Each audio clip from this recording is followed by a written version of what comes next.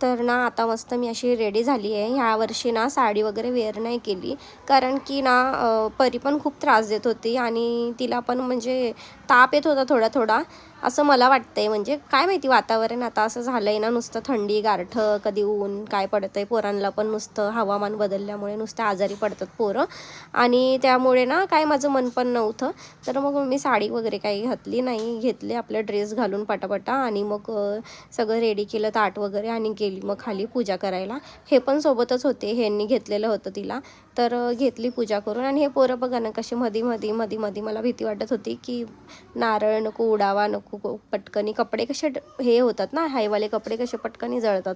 म्हणून मग मी सारखं पोरांना सांगत होते, अरे पोरांनो नका मध्ये मध्ये हात घालू, पूजा तर करू द्या जरा मला. पण पोरं कसले काय ऐकतायत, ते त्यांचंच करतील खरं. शेवटी मग मी आपली घेतली पूजा करायला, व्यवस्थित असं सगळ्या गोष्टी घेऊन गेलेली घरातून.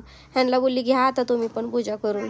मग हे बोलले अगं बाई मी कधीच थांबलो इकडे खाली येऊन, कारण की ते ना 10-15 मिनटं आधीच जाऊन थांबलेले होते बाळाला घेऊन खाली, कारण की बाळालाही त्रास देत होतं. ते बोलले चल तिला जरा फिरवून आणतो, म्हणजे तिला जरा बरं वाटेल. आता ना परी लयच म्हणजे पहिल्यापासून ती त्रासच देते, पण आता जरा शांत झालेली आहे.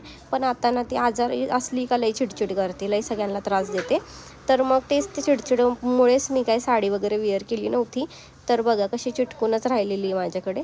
आणि आता मग आम्ही दोघांनी जोड्याने घेतलं आपलं पाया पडून, आणि बोलली चला आता आपलं मस्त जाऊया घरी आणि पुरणपोळीचं जेवण मस्त जेवूया. आणि मग आता बघूया पुढे काय, पुढचा व्लॉग नक्की येईल उद्या नक्की बघा. तोपर्यंत बाय.